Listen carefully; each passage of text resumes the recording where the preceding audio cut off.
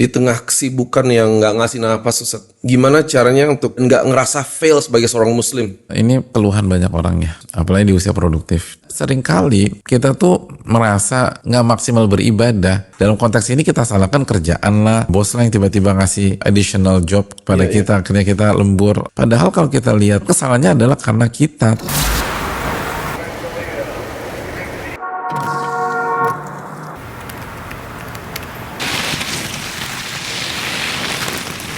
Assalamualaikum warahmatullahi wabarakatuh. Waalaikumsalam warahmatullahi wabarakatuh. Welcome to another episode of Unspoken with our teacher Ustadz Muhammad Nuzul Zikri Hafizahullah. Thank you so much for being here, Ustadz. Sama-sama.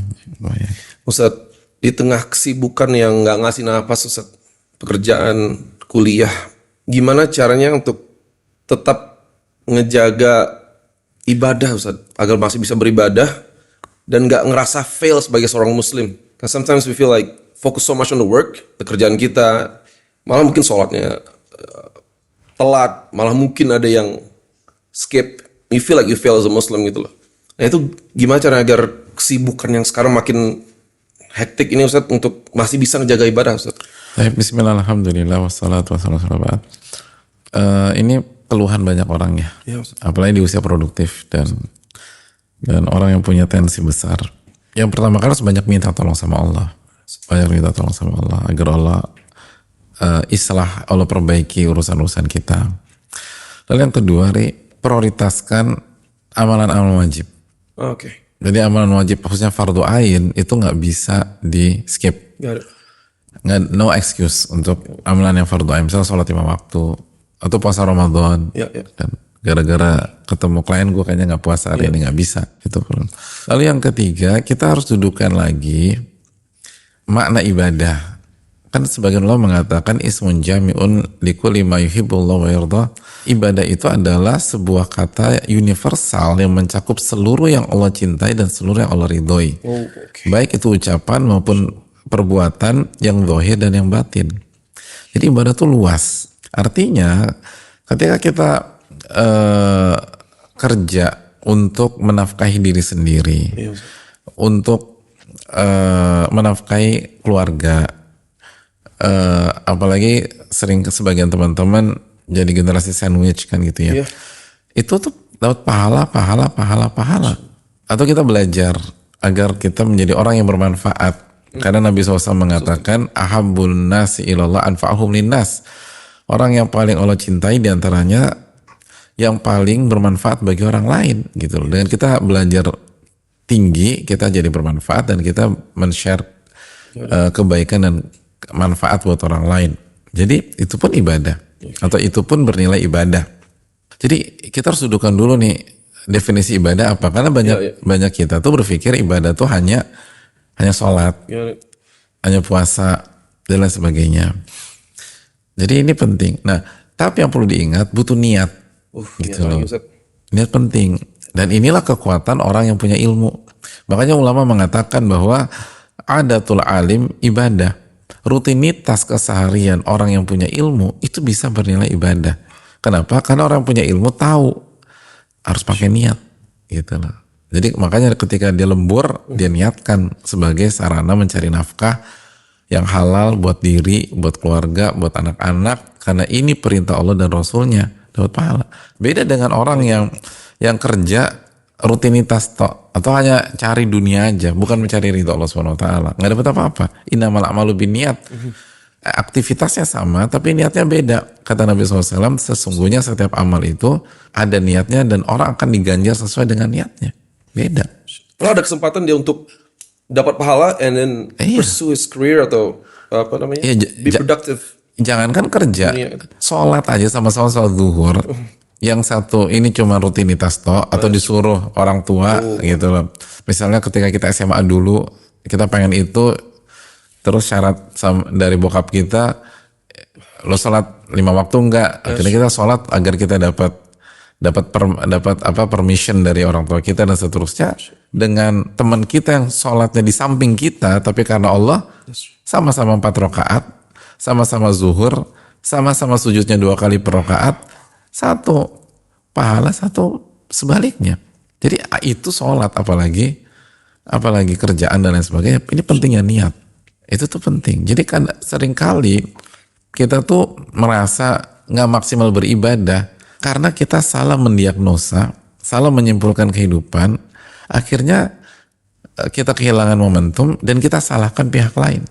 Dalam konteks ini kita salahkan kerjaan lah, salahkan bos lah yang tiba-tiba ngasih additional job pada kita, akhirnya kita lembur. Padahal kalau kita lihat kesalahannya adalah karena kita tidak punya niat yang benar. Tapi juga perlu diingatkan, apalagi kan kita di Ramadan. Memang sebisa mungkin, walaupun orang beda-beda ya, orang beda-beda, kondisinya beda-beda, nggak simpel itu juga bagi banyak orang. Tapi sebisa mungkin kita turunkan intensitas duniawi kita, gitu.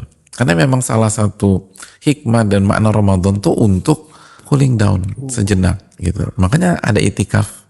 Otomatis orang dan Nabi SAW itikaf loh. Dan padahal Nabi SAW manusia paling sibuk, gitu. Kepala pemerintahan yang megang kas negara, suami dari istri-istri beliau, punya cucu, punya anak, punya segala macam, tapi beliau bisa. Walaupun bukan berarti semua orang harus, sebagian emang nggak bisa. Tapi kalau kita bisa nggak bisa itikaf, paling nggak turunkan tensi, cari Lailatul Qadar. Gitu loh. Pokoknya lakukan semampu kita. Dan Allah Maha melihat. Dan orang beda-beda. Ada orang bisa full libur cuti 1 bulan. Ada orang benar-benar nggak bisa cuti sama sekali. Kalau dia nggak kerja, dia nggak makan, istrinya nggak makan, dan bisa jadi kan upah harian, gitu loh. Upah harian kan masih ada juga di banyak orang. Jadi dia harus kerja. Tapi paling nggak dia harus kalau bisa turunkan, lalu dia fokuskan untuk, atau dia gunakan waktu yang dia bisa dapatkan untuk beribadah kepada Allah Subhanahu Wa Taala. Karena memang kalau kita bicara konteks Ramadan ya, sunnah Nabi SAW dan praktek dari Nabi SAW itu memang demikian. Beliau punya majelis dengan malaikat Jibril alaihissalam, sallallahu alaihi wasallam. Lalu beliau taraweh atau beliau qiyamul lail yang panjang, khususnya 10 malam terakhir. Beliau ada itikaf gitu loh. Jadi khusus Ramadan ini memang harus diinikan lah. This is once a year yang sering kita dengar istilah tamu istimewa, Ustaz. I know a friend of mine yang cuti tahunan dia itu emang dia khususkan untuk Ramadan sampai yang like pause gitu. And karirnya high achiever, jadi no excuse. I mean I know this person.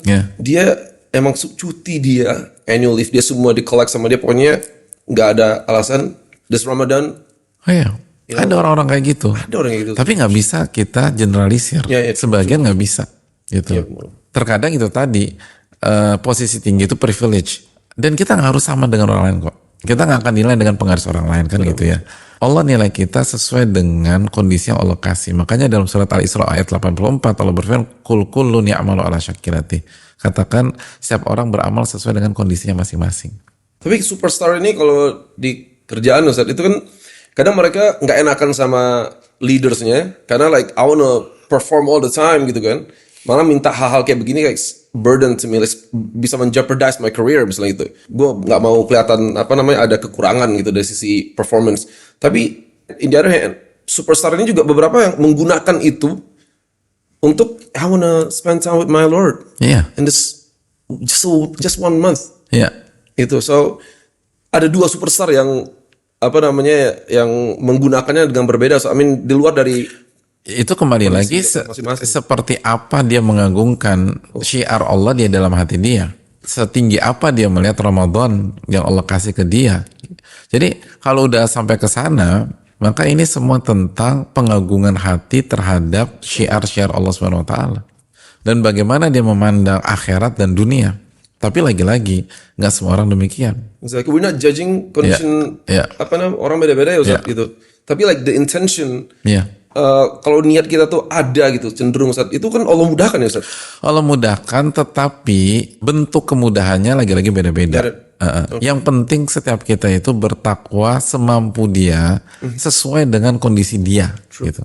Bukan kondisi orang, bukan kondisi teman, kondisi dia. Dan dia yakin Allah itu ahkamul hakimin. Allah akan menilai dengan sangat bijak. Dan bisa jadi yang nggak punya waktu cuti itu lebih baik daripada yang ambil cuti. Bisa 10 hari, bisa 20 hari, bisa 1 bulan. Kenapa demikian? Karena bisa jadi lebih ikhlas, lebih tulus, terus lebih pengagungan. Karena memang, tapi nggak bisa gitu. Ini perihal niat ini, saya pribadi Ustaz pernah dengar dari teman itu yang non-Muslim. Dia bilang, I'm so impressed dengan konsep niat di Islam. Me as a Muslim, udah sekian lama jadi Muslim, I'm confused, like why is there something special gitu loh. Niat kok orang non-Muslim bisa impress apa terkesan dengan niat. And then when I was around this community gitu kan ya, baru tahu niat itu sedahsyat itu. Iya. Niat itu awal dari semuanya. Allahu Akbar. Makanya para ulama-ulama kita menyarankan kalau kita membuat sebuah karya atau buku, kalau karya ulama buku kan, mulailah dengan hadits Umar bin Khattab, innamal a'malu binniyat. Amal itu tergantung niat dan akan diganti niatnya.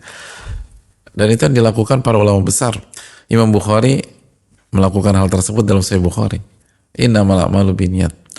Padahal bab pertamanya Imam Bukhari adalah Badiul Wahyi.